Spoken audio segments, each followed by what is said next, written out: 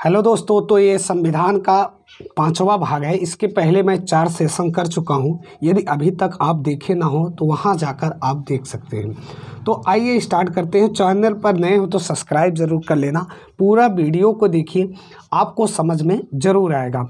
तो आज आपको जो देखना है वो है मौलिक अधिकार। क्या मौलिक अधिकार देखा जाएगा, और मौलिक अधिकार के अंतर्गत जितने भी अनुच्छेद है वो अनुच्छेद देखे जाएंगे।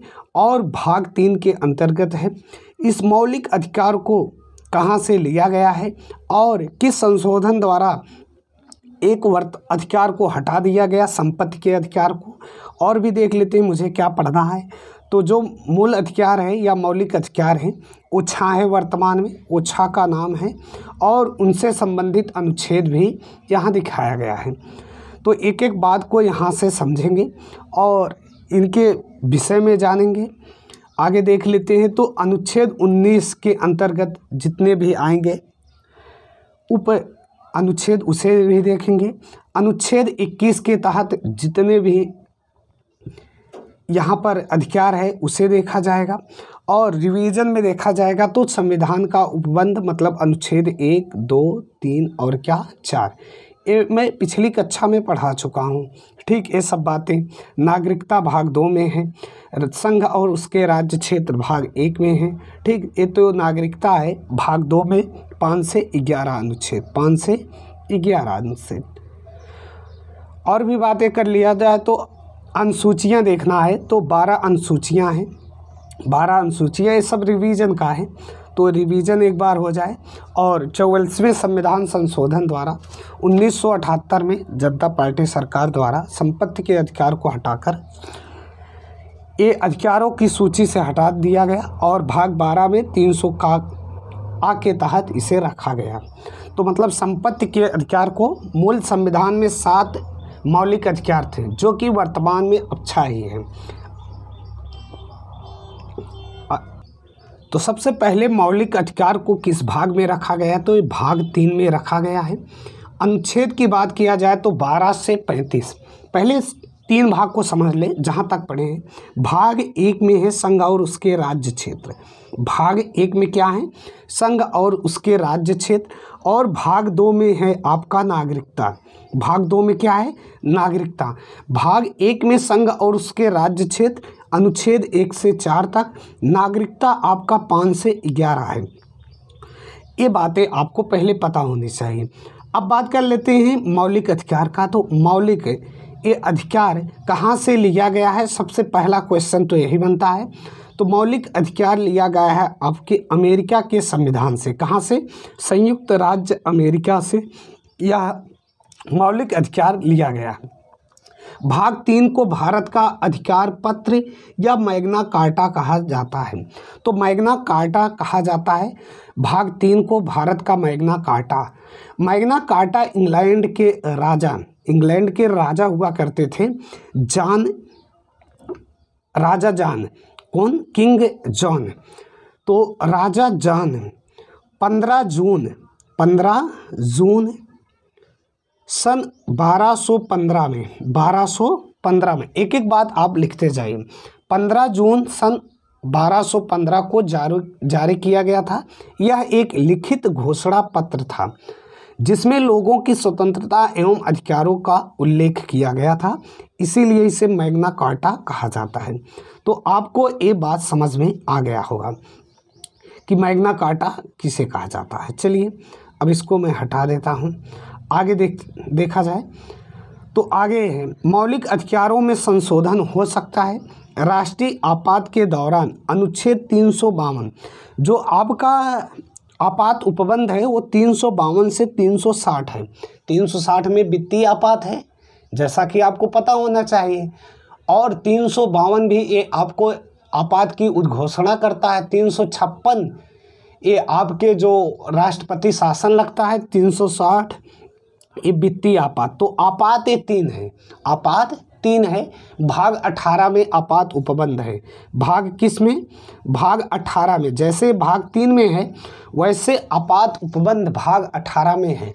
ये बातें आपको पता होनी चाहिए। 352 से 360। चलिए वो मैटर नहीं है, मैटर बस अभी देखना है कि ये मौलिक अधिकार। चलिए यहाँ से पिन ले लिए।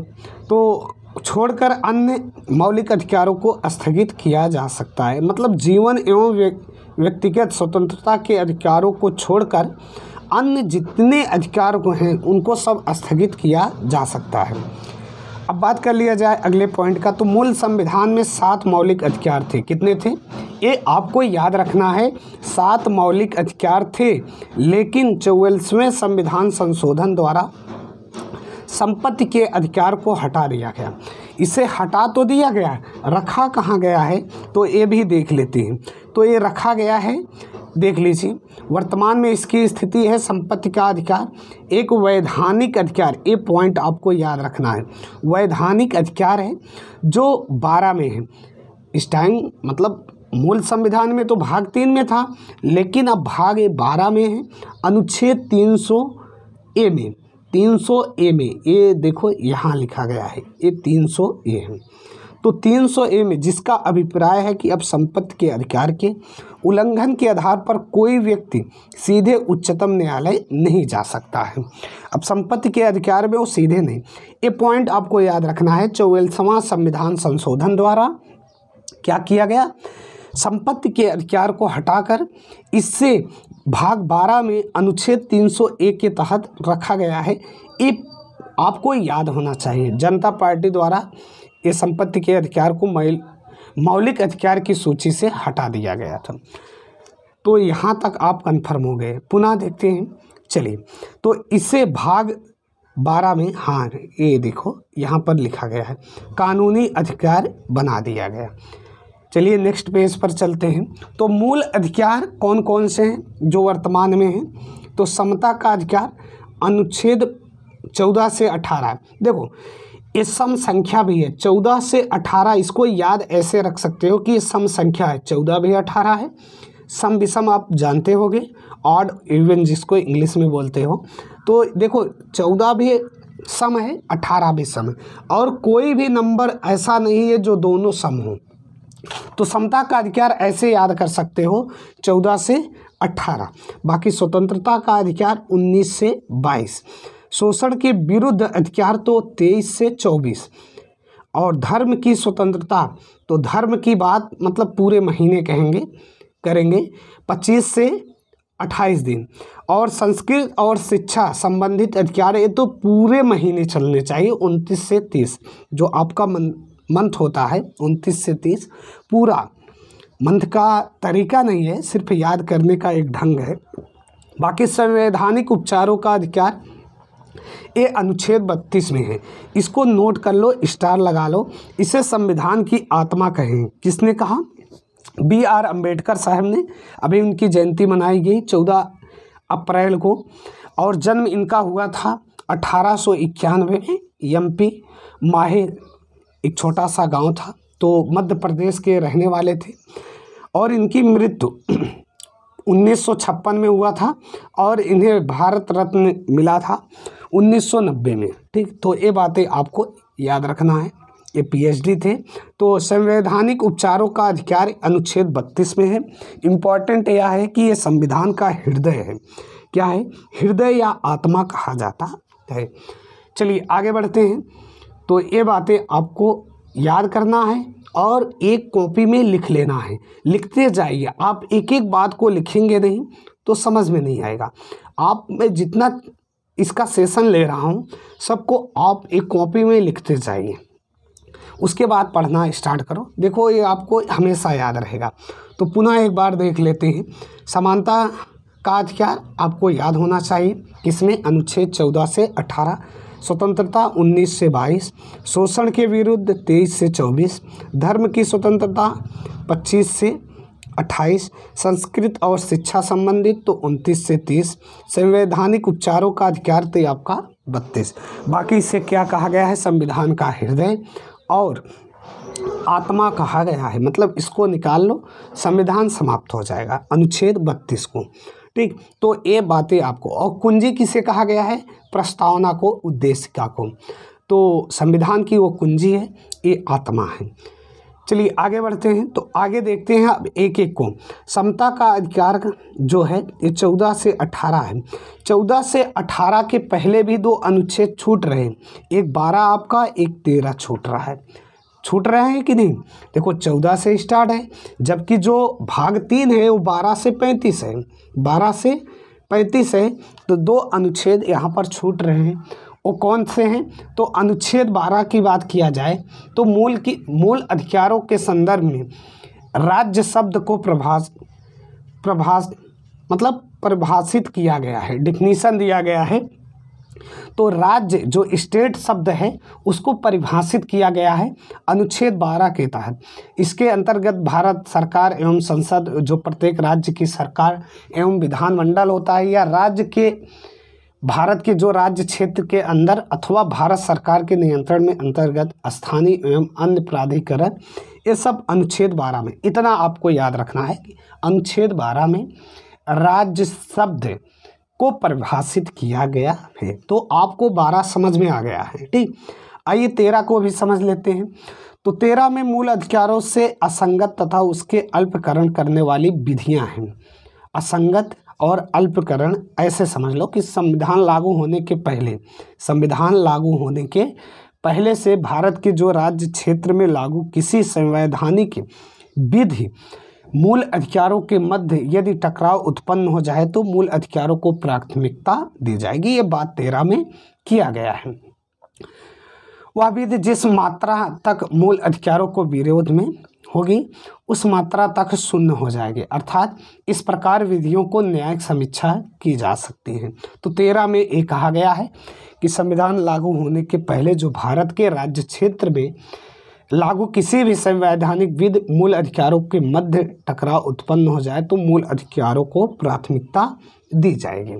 चलिए आप 13 और 12 समझ गए। 12 में क्या है? राज्य शब्द। और 13 में क्या है? यदि दोनों में टकराव हो जाते हैं तो उसमें मूल अधिकार की वरीयता दी जाएगी। चलिए अब एक एक अनुच्छेद को समझते हैं। आइए पहला देखते हैं अनुच्छेद 14। तो अनुच्छेद 14 के अनुसार राज्य भारत के, पहले तो ये समझ लो, विधि के समक्ष समता एवं विधियों का समान संरक्षण है। यहाँ से बात समझ जाओ। तो इसके अनुसार राज्य भारत के राज्य क्षेत्र में किसी व्यक्ति को विधि के समक्ष समानता या विधियों के समान संरक्षण से वंचित नहीं करेगा, ये अनुच्छेद 14 में कहा गया है। अगला देखा जाए तो अगला है आपका विधि ए, धर्म, मूल, जाति, लिंग या जन्म के आधार पर विभेद का प्रतिषेध होगा।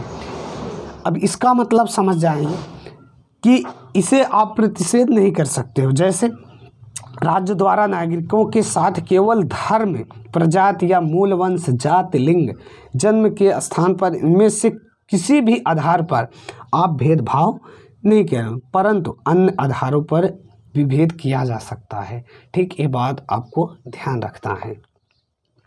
जैसे किसी भी नागरिक को केवल धर्म, मूल वंश, जाति, लिंग, जन्म स्थान अथवा इनमें से किसी के आधार पर दुकानों, सार्वजनिक भोजनालय, होटलों और सार्वजनिक मनोरंजन के स्थान पर प्रवेश से नहीं रोका जा सकता है। ये सब बातें आपको इसमें पता होना चाहिए। चलिए अनुच्छेद 15 की बात किया जाए तो ये लोक नियोजन के विषय में अवसर की समानता है। ये 15 हो गया। 16 तो लोक नियोजन, ये ध्यान देना, 15 में धर्म, मूल, वंश, जाति है, 14 में विधि के समझ समानता है, अब 16 में लोक नियोजन के विषय में अवसर की समानता है। तो लोक नियोजन है क्या? सभी नागरिकों को राज्य के अधीन, आप एक एक पॉइंट को लिखते जाइए। लोक नियोजन के विषय में अवसर की समानता क्या है? तो सभी नागरिकों को राज्य के अधीन नियुक्ति एवं रोजगार में अवसर की समानता होगी। मतलब कोई भी आप नियुक्ति या अवसर की समानता होनी चाहिए, यही अनुच्छेद 16 में कहा गया है। चलिए 17 को देख लेते हैं। तो 17 में है अस्पृश्यता का अंत। ये 17 अनुच्छेद है, इसका चौथा हिस्सा है। तो अस्पृश्यता का अंत का मतलब होता है छुआछूत, मतलब छुआछूत को प्रतिबंधित किया गया है, परंतु संविधान में अस्पृश्यता को परिभाषित नहीं किया गया है। इसको परिभाषित नहीं किया गया है, फिर भी अस्पृश्यता निवारण अधिनियम 1955 के अंतर्गत छुआछूत एक दंडनीय अपराध है। क्या है? दंडनीय अपराध है। अब इस अधिनियम का नाम बदलकर नागरिक अधिकार संरक्षण अधिनियम 1976 कर दिया गया है। बस इतना यहाँ से जानते रहो, मतलब अस्पृश्यता का अंत का मतलब छुआछूत का अंत। चलिए, उपाधियों का अंत, ये समता के अधिकार के अंतर्गत आता है। उपाधियों का अंत, तो राज्य के द्वारा व्यक्ति को कोई उपाधि नहीं दिया जाएगा, परंतु शैक्षणिक एवं सैन्य उपाधियां दी जाएगी। कोई भारतीय नागरिक विदेशी राज्य से उपाधियां नहीं लेगा। मतलब इन सब बातों को इस अनुच्छेद 18 में कहा गया है। तो आप समानता का अधिकार देख लिए 14 से 18। 14 में क्या है? विधि के समक्ष समता का अधिकार। 15 में क्या है? धर्म मूल वंश जात। 16 में क्या है? लोक नियोजन। 17 में छुआछूत है। 18 में उपाधियों का अंत है। उपाधियों का अंत है। आइए अगला देखते हैं। तो स्वतंत्रता का अधिकार है। ये आपका क्या है? स्वतंत्रता का अधिकार। अब स्वतंत्रता के अधिकार में आपको 1 अनुच्छेद, 2 अनुच्छेद, 3 और क्या 4, इसमें क्या देखे थे? 1 2 3 4 और कितने? 5। इसमें 4 देखने हैं, इसमें 2 देखने हैं, इसमें 4 देखने हैं, इसमें 2 देखने हैं और इसमें क्या देखने हैं? 5। संवैधानिक उपचारों का अधिकार में 5 देखने हैं। तो आइए स्वतंत्रता का अधिकार देखते हैं। तो अभिव्यक्ति की स्वतंत्रता अनुच्छेद 19 में, इसी में आपका प्रेस की स्वतंत्रता है। प्रेस की स्वतंत्रता पूछा जाए तो इसी में है। चलिए, अब अभिव्यक्ति की स्वतंत्रता भी 6 प्रकार की है। कितनी? 6 प्रकार की। वो 6 प्रकार पहले देख लेते हैं। ये देखिए अनुच्छेद 19, जिसमें 6 स्वतंत्रताएं हैं। पहला है वाक और अभिव्यक्ति की स्वतंत्रता। यही आपका प्रेस की भी स्वतंत्रता है। प्रेस की स्वतंत्रता है, ये बात आपको पता होनी चाहिए। दूसरा है इसके देखिए आर्टिकल 19(1)(v) में, तो शांतिपूर्ण हथियार रहित सम्मेलन का अधिकार। रहित का मतलब बिना हथियार का, और सहित का मतलब लेकर। और इसमें 1 का सी है, आर्टिकल 19(1)(c), तो संगम या संघ का सहकारी समिति बनने का अधिकार इसमें है। और भारत के राज्य क्षेत्र में आबाद संचरण का अधिकार 19(1)(d) में है। और भारत के किसी भाग में निवास करने व बसने का अधिकार 19(1)(e) में। ये पहले था जम्मू कश्मीर को छोड़कर, लेकिन अब तो जम्मू कश्मीर भी क्या है? केंद्र शासित प्रदेश है, इसलिए वो भी अपवाद हट गया है। अगला है कोई वृत्ति, आजीविका, व्यवसाय या व्यापार करने का अधिकार। कोई भी व्यापार कर सकता है अनुच्छेद 19(1)(g) के तहत। चलिए अब आगे देखते हैं जहाँ पर छोड़े थे। तो ये आप इसका स्क्रीनशॉट लेना चाहो तो स्क्रीनशॉट ले लो, या बैक करके आप इसे पुनः देख सकते हो। और इसे लैंडस्केप में करके ही देखिए आप, ठीक? सीधा सीधा नहीं, लैंडस्केप करके देखिए, तब अच्छे से दिखेगा। आइए पुनः उसी पेज पर चलते हैं जहाँ पर छोड़े थे। तो अगला है अपराधों के लिए दोष सिद्ध के संबंध में संरक्षण। ये अनुच्छेद 20 में। तो अनुच्छेद 20 में क्या है? मतलब किसी भी व्यक्ति को विधि के उल्लंघन के बिना दंडित नहीं किया जा सकता है। अपराध का मतलब ये समझ, यह अधिकार भारतीय के नागरिकों तथा विदेशी दोनों को प्राप्त है। कौन सा? अपराधों के लिए जो दोष सिद्ध के संबंध में संरक्षण है। ठीक, तो ये बातें आपको पता होनी चाहिए। चलिए कलर में दूसरा ले लेता हूँ थोड़ा सा। तो ये अनुच्छेद आपको याद होने चाहिए, अनुच्छेद 20। अब 21 का देखा जाए तो 21 है प्राण एवं दैहिक स्वतंत्रता का अधिकार। तो किसी भी व्यक्ति को अपने ही विरुद्ध तो 20 का हो जाएगा। इसमें हो जाएगा कि राज्य के द्वारा किसी भी व्यक्ति को विधि द्वारा स्थापित प्रक्रिया से ही उसके जीवन एवं दैहिक स्वतंत्रता, दैहिक का मतलब शारीरिक स्वतंत्रता, ऐसे समझ लो, शारीरिक स्वतंत्रता से वंचित नहीं किया जाएगा। ये आपको पता होना चाहिए। चलिए अब अनुच्छेद 21 में देख लेते हैं। 21 हाँ हो गया। 22 में तो कुछ दशाओं में गिरफ्तारी और निरोध, से संरक्षण, ये अनुच्छेद आपका क्या हो जाएगा 22। तो 22 को पहले समझ लेते हैं, उसके बाद 21 के अंतर्गत जितने भी अधिकार हैं अभी मैं उसको दिखा रहा हूँ। तो 22 में ये कहा गया है कि ये मनमानी गिरफ्तारी से संरक्षण दिया जाएगा, जो भी मनमानी गिरफ्तारी होता है उससे संरक्षण दिया जाएगा, और किसी व्यक्ति को गिरफ्तार करने का कारण मतलब आधार बताया जाएगा। ऐसे नहीं कि उससे ज़बरदस्ती उठाकर लाए और डाल दिए। अपने मनपसंद विधि या व्यवसायी वकील से परामर्श करने का अधिकार होता है अनुच्छेद 22 में। 22 में कुछ दशाओं में जो गिरफ्तारी होता है उसके संरक्षण के संबंध में। ठीक, तो ये बातें आपको याद रहना चाहिए। अपने मनपसंद वकील से वो परामर्श लेने का अधिकार है इस अनुच्छेद में। और किसी भी व्यक्ति को यदि 3 महीने से ज़्यादा निवारण या नज़रबंदी में रखना है तो एक समिति की अनुशंसा आवश्यक है और जिसकी अध्यक्षता उच्च न्यायालय करेगा। तो आइए अनुच्छेद 21 भी देख लेते हैं।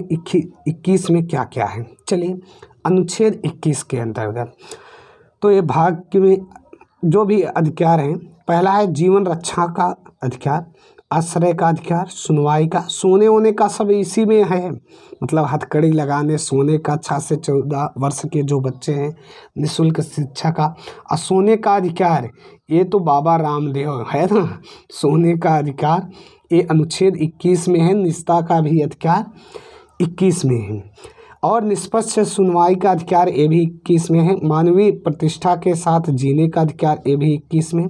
स्वच्छ पर्यावरण, प्रदूषण रहित जल वायु में जीने का अधिकार एवं हानिकारक उद्योगों के विरुद्ध सुरक्षा ये भी इसी में है। 6 से 14 वर्ष, अभी मैं बोला कि 6 से 14 वर्ष की उम्र के बच्चों को निःशुल्क शिक्षा का अधिकार, और अकेले कारावास में बंद होने के विरुद्ध अधिकार, त्वरित सुनवाई का अधिकार, हथकड़ी लगाने के विरुद्ध अधिकार, और अमानवीय व्यवहार के विरुद्ध अधिकार, फांसी में देरी के विरुद्ध अधिकार, विदेशी यात्रा करने का अधिकार, बंधुआ मजदूरी करने के विरुद्ध अधिकार, हिरासत में शोषण के विरुद्ध, आपातकालीन चिकित्सा सुविधा के अधिकार, सरकारी अस्पतालों में समय पर उचित इलाज का अधिकार, राज्य के बाहर न जाने का अधिकार, और कैदी के लिए जीवन की मूलभूत आवश्यकताओं का अधिकार, महिलाओं के साथ सम्मानपूर्वक व्यवहार करने का अधिकार, सार्वजनिक फांसी के विरुद्ध अधिकार, दोषसिद्ध न्यायालयीय आदेश के विरुद्ध अपील, और निजता का अधिकार, स्वास्थ्य का अधिकार, सूचना का, यह देखिए सोने का अधिकार, और विद्युत का अधिकार। तो यहाँ पर जितने भी अधिकार हैं आप एक बार ऐसे नज़र दौड़ा लीजिए। बस इसमें से जो इम्पोर्टेंट है वो निजता का अधिकार, स्वास्थ्य का अधिकार, सोने का अधिकार, और ये ऊपर वाले जो भी हैं जीने, हथकड़े, यही सब हैं। ठीक, तो ये बातें आपको पता होना चाहिए। चलिए पुनः वहीं पर चलते हैं जिस पेज पर थे। तो यहाँ पर स्वतंत्रता का अधिकार संपन्न हुआ। अब शोषण के विरुद्ध अधिकार, इसमें भी आपको क्या देखना है, 23 और 24 देखना है। 23 और 24, तो 23 में देखो क्या है। 23 में आपका है मानव के दुर्व्यवहार और बलात् श्रम का प्रतिषेध है। ये अनुच्छेद 23 में है। किस अनुच्छेद में है? 23 में है। इसका आश्रय पहले समझ लें कि बलात् श्रम क्या है, इच्छा के विरुद्ध कार्य करवाना। इच्छा के विरुद्ध कार्य करवाना ये आपका क्या है, बलात् श्रम है। और बेगारी क्या है, काम के बदले पैसे ना देना, ये आपका बेगारी है। और मानव व्यवहार, जो मानव या महिलाओं या बच्चों की खरीद फरोख्त होता है वही क्या है, मानव व्यापार होता है। दुर्व्यवहार का मतलब मानव व्यापार से ऐसे अर्थ निकाल लो। ठीक, तो यहाँ से जो बातें निकल कर आया है कि इच्छा के विरुद्ध कार्य करवाना, काम के बदले पैसे ना देना, और महिलाओं या बच्चों को खरीद या उसे बेचना, ये सब क्या है, इसमें प्रतिषेध है। तो ये आपको याद रहना चाहिए अनुच्छेद 23। अगला है अनुच्छेद 24, कारखानों इत्यादि में बच्चों के नियोजन का प्रतिबंध। तो ये 24 भी आपको याद होने चाहिए। तो यह एक निरपेक्ष अधिकार है। क्या मतलब, कारखानों संबंधित यह एक निरपेक्ष अधिकार है। और 14 वर्ष से कम उम्र के बच्चों को हानिकारक उद्योग, कारखानों तथा खानों में काम नहीं करा सकते हो। अनुच्छेद 24 कहता है कि मतलब उसका शोषण नहीं कर सकते हो बच्चे का, और बच्चों को इसके अलावा किसी भी उद्योग में नहीं लगाया जा सकता है। ये आपको ध्यान रखना है। ठीक, चलिए अगले अनुच्छेद पर चलते हैं। तो अनुच्छेद अब देखते हैं 25 से 28, धर्म की स्वतंत्रता का अधिकार। तो इसमें जो अनुच्छेद 25 है, पहले इसे देखते हैं। अंतःकरण व धर्म को अबाध्य रूप से मानने और आचरण करने या प्रचार करने का अधिकार है। तो इसमें आचरण व प्रचार करने का अधिकार है अनुच्छेद 25 में। इसका मतलब ऐसे समझ लो कि सब व्यक्तियों को अंतःकरण के आधार पर धर्म को मानने का, आचरण तथा प्रचार करने का अधिकार है। आप देखे भी होंगे अक्सर कि सभी लोग ऐसा करते हैं। और धार्मिक जो अधिकार के नाम पर लोक व्यवस्था या सदाचार, स्वास्थ्य से खिलवाड़ नहीं किया जा सकता है। ये बातें आपको ध्यान में रखना है। चलिए अगला देखते हैं। तो अनुच्छेद 26, इसमें धार्मिक गतिविधियों के प्रबंधन का अधिकार है। क्या है कि धार्मिक कार्यों के प्रबंधन का अधिकार है, जिसके अंतर्गत आप धर्मावलंबों को धार्मिक संस्था की स्थापना कर सकते हो। कोई भी धार्मिक है। अचल संपत्ति के अर्जन एवं स्वामित्व का अधिकार है। इस संपत्ति के प्रशासन का भी अधिकार होता है जो धार्मिक होता है। तो 27 में ये कहा गया है। 28 में देख लेते हैं। तो कुछ शिक्षित संस्थाओं में धार्मिक स्वतंत्रता, क्या धार्मिक शिक्षा या धार्मिक उपासना में उपस्थित होने के संबंध में स्वतंत्रता है। तो 28 में इसका मतलब ये है कि राज्य द्वारा पूर्णतः संचालित शिक्षण संस्थाओं में से किसी प्रकार की धार्मिक शिक्षा नहीं दी जाएगी। किसी ट्रस्ट के द्वारा स्थापित शैक्षणिक संस्था में धार्मिक शिक्षा दी जा सकती है। ये आपको पता होना चाहिए। चलिए, तो यहाँ से आप समता का अधिकार पढ़ लिया, स्वतंत्रता का अधिकार पढ़ लिए, और शोषण के विरुद्ध अधिकार पढ़ लिए, धर्म की स्वतंत्रता का अधिकार पढ़ लिए। अब आपको देखना है संस्कृत और शिक्षा संबंधित अधिकार। चलिए पुनः वहीं पहुँचते हैं। ये आपका है, इसे मैं थोड़ा सा साफ कर दूँ, उसके बाद चलो हाँ, यहाँ से अब आपको देखना है 29 से 30। तो सबसे पहले 29 को देखते हैं। तो इसमें अल्पसंख्यकों के अधिकार हैं। अल्पसंख्यकों मतलब अल्पसंख्यक वर्ग। तो भारत में नागरिकों के किन्हीं दो वर्गों में अपनी भाषा, लिपि एवं संस्कृति के संरक्षण का अधिकार है, और राज्य से जो भी वित्तोषित प्राप्त किसी भी शैक्षिक संस्था, धर्म, जात, मूल, वंश के आधार पर भेदभाव नहीं किया जाएगा। ये अनुच्छेद 29 में कहा गया है। अनुच्छेद 30 की बात किया जाए तो ये शिक्षित संस्थाओं की स्थापना और प्रशासन करने का अल्पसंख्यक वर्गों का अधिकार होगा। तो ऐसे समझ लो कि भारत में सभी अल्पसंख्यक भाषाई चाहे धार्मिक को अपनी रुचि के शैक्षिक संस्थाओं की स्थापना एवं उसके प्रबंधन का अधिकार है। ये आपको ध्यान रखना है। ठीक, तो 29-30 हो गया। अब आपको देखना है अनुच्छेद क्या 32। देखो एक अनुच्छेद छूट रहा है, वो क्या छूट रहा है 31। तो 31 ही संपत्ति का अधिकार था। 31 ही संपत्ति का अधिकार था जो निर्सित कर दिया गया है। और इसे रखा कहाँ गया है? तो रखा गया है आपका 44वें संविधान संशोधन द्वारा इसे हटाया गया, जनता पार्टी सरकार द्वारा।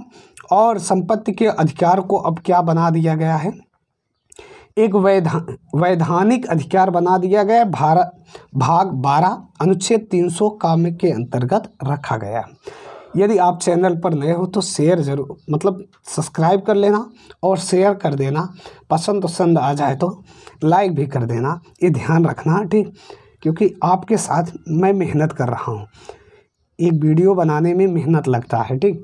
तो आप मेहनत को देखते हुए आप शेयर कर सकते हो अपने दोस्त के साथ, और चैनल पर नए हो तो सब्सक्राइब कर लो, क्योंकि ऐसे वीडियो आपको बिंदास मिलते रहेंगे। चलिए, तो 31 में क्या था? 31 हो गया आपका।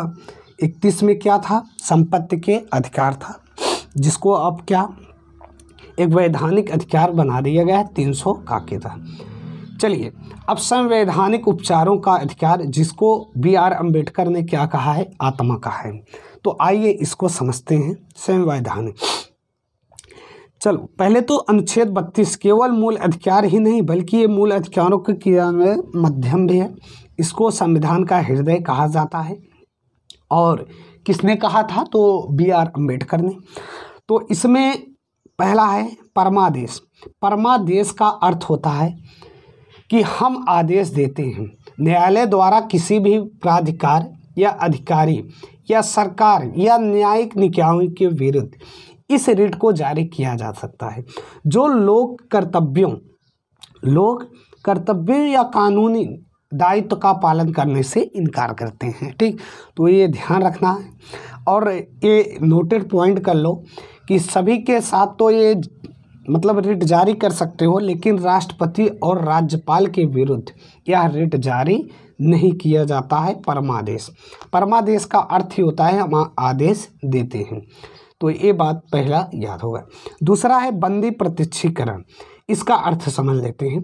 बंदी प्रत्यक्षीकरण, तो इसका अर्थ है कि व्यक्ति को सशरीर उपस्थित करना या सरकार या व्यक्ति दोनों के विरुद्ध जारी की जा सकती है। इसे व्यक्तिगत स्वतंत्रता रिट भी कहा जाता है। किसको? बंदी प्रत्यक्षीकरण को। और इनके विरुद्ध नहीं तो जिन्हें न्यायालय दंडित कर चुका हो उनके विरुद्ध न तो निवारण नज़रबंदी में बंद है। ठीक, बंदी प्रत्यक्षीकरण के लिए रेज जस्टिस का सिद्धांत लागू नहीं होता है। जिस पर पहले ही निर्णय हो चुका है, इसके कहने का मतलब है उस पर लागू नहीं हो सकता है। ठीक, तो यहाँ पर ये आप बंदी प्रत्यक्षीकरण। तीसरा हो जाएगा प्रतिषेध। तो प्रतिषेध मना कर देना, इसका अर्थ ही होता है क्या? मना कर देना प्रतिषेध का। और उच्चतम न्यायालय निचली जो न्यायपालिका होता है किसी भी मामले की सुनवाई से मना कर सकता है। जो आपका उच्चतम न्यायालय है, जैसे सुप्रीम कोर्ट है ऊपर, उसके नीचे क्या है? एचसी है। उसके बाद जिला न्यायालय है। तो न्यायालय का एक त्रिभुजाकार आकृति भी बनता है। मतलब ऊपर जो बैठा है ये बाध्य नहीं है कि मैं हाई कोर्ट का सुनूं। समझ में आया कि नहीं? वो मना कर देगा, मना कर सकता है। उच्चतम न्यायालय निचली न्यायालय को किसी भी मामले की सुनवाई से मना कर सकता है। ये बात है। चलिए अब उत्प्रेषण को देखते हैं। उत्प्रेषण का मतलब ऐसे समझ लो, मंगा लेना, कोई भी चीज़ मंगा लेना। जैसे उच्चतम न्यायालय किसी निचली अदालत, ये आपका उच्चतम न्यायालय हो गया, सुप्रीम कोर्ट, ये हाई कोर्ट से ये मंगा लेगा, मतलब उसकी सुनवाई के लिए अपनी अदालत में मंगा लेगा। और यह रिट तभी जारी होता है जब निचली अदालत ने उस मामले में फैसला नहीं दिया हो, मतलब फैसला ही ना दिया हो, उसे झुलाए रखा हो, तो यह निर्णय उत्तरवर्ती चरण में दिया जाता है। तो एससी उसे मंगा सकता है। एससी का मतलब सुप्रीम कोर्ट, एचसी का मतलब हाई कोर्ट। चलिए ये बात आप समझ गए। अब अधिकार परीक्षा है। क्या है? अधिकार परीक्षा। इसे थोड़ा सा हटा दें। चलिए अधिकार परीक्षा को समझते हैं। तो अधिकार परीक्षा ये है, इसका अर्थ होता है कि किस आधार से, मतलब किस आधार से मुझे रखा गया है। कि किसी भी सार्वजनिक पद पर कोई व्यक्ति अवैध रूप से आसीन हो जाता है, आसानी से मतलब उस पर आसीन हो जाता है, तो रिट यह जारी करके उसे पूछा जाएगा कि ये किस माध्यम से हुआ है। तो इसी को अधिकार परीक्षा बोला जाता है। इसका अर्थ ही होता है किस अधिकार से। मतलब कभी कभी तो ऐसे भी लोग हो जाते हैं, वो डंडे लेकर रोड पर खड़े हो गए, पुलिस का कार्य कर रहे हैं, तो मतलब किस अधिकार से तुम पुलिस हुआ हो भाई, आईडी अपना दिखाओ। तो ये रिट किसी भी निजी प्राइवेट पद पर आसीन व्यक्ति के विरुद्ध जारी नहीं किया जा सकता है, लेकिन आप यदि सरकारी कार्य कर रहे हो तो पूछा जाएगा किस आप रिट के द्वारा यहाँ पहुँचे हो। तो ये अधिकार परीक्षा हो गया। तो एक बार पुनः सबको देख लेते हैं। परमादेश का मतलब हो जाएगा हम आदेश देते हैं। बंदी प्रत्यक्षीकरण का इसका अर्थ हो जाएगा कि व्यक्ति को सशरीर उपस्थित करना, और प्रतिषेध का अर्थ हो जाएगा मना कर देना। क्या? मना कर देना। उत्प्रेषण का अर्थ होता है कि मंगा लेना, निचले मतलब जो निम्न न्यायालय है उससे मंगा लेना। और अधिकार परीक्षा का अभी मैं बताया कि ये किस आधार पर आप भाई यहाँ खड़े हो या किस आधार पर ये आप ज्वाइन किए हो, ठीक। तो अधिकार पूछता है, तो ये बातें आपको, ये आत्मा है, ये क्या है, आत्मा है, इसे हटा दोगे तो संविधान खोखला हो जाएगा बिना आत्मा का। तो किसने कहा था, BR अम्बेडकर, ये बातें आपको पता होनी चाहिए। चलिए आगे चलते हैं। तो रिवीजन पॉइंट में देख लेते हैं। संवैधानिक उपबंध था अनुच्छेद 1 में भारत अर्थात इंडिया राज्यों का संघ होगा, दूसरे में नए राज्यों का प्रवेश स्थापना, अनुच्छेद 3 में संसद द्वारा नए राज्यों का निर्माण और पुराने राज्यों के नाम परिवर्तन, और यहाँ चौथा, ऐसा कोई भी विधि अनुच्छेद 368 के प्रयोजन के लिए संविधान का संशोधन करेगा। मतलब 2 और 3 के अंतर्गत ये चौथा होगा। ये भाग 1 में है, भाग 1 में 22 भाग में पहले पर यही है। उसके बाद नागरिकता था, तो नागरिकता भाग 2 में है, जिसमें संविधान लागू होने के समय नागरिकता जो भी ये यहाँ पर 11 दिखाया गया है, भाग 2 में है। अब बात कर लेते हैं, तो यहाँ से विभिन्न देशों से जो भी लिया गया था कि प्रस्तावना शब्द कहाँ से, संयुक्त राज्य, ये देखिए मूल अधिकार कहाँ से लिया गया था, संयुक्त राज्य अमेरिका से, न्यायिक राष्ट्रपति पर महाभियोग, ये सब आप देख लेना एक बार। वीडियो को पीछे है, और चैनल पर नए हो तो सब्सक्राइब जरूर करना और शेयर करना तो ना भूलना, ठीक। चलिए और भी बातें कर लिया जाए तो 44वां संविधान संशोधन आपको याद रखना है। मस्त रहिए, खूब पढ़िए। आप इसे मतलब शेयर कर सकते हो, अपने पास रोकिए नहीं। कहा जाता है कि ज्ञान जितना आप बांटोगे उतना ही वृद्धि करता है। तो ये ऐसा है कि आप जितना दूसरे को दोगे उतना ही ये वृद्धि करेगा, बस यही। चलिए अगले सेशन में आपको देखना है राज्य के नीति निर्देशक तत्व भाग 4, जो 36 से 51 है, और 51 के काम में ही आपका मूल कर्तव्य, मौलिक कर्तव्य है या मूल कर्तव्य है, जो रूस के संविधान से लिया गया। मस्त रहिए, खूब पढ़िए, अपना व्यक्तित्व का ऐसा विकास कीजिए जिससे लोग आपसे सुरक्षित रहें।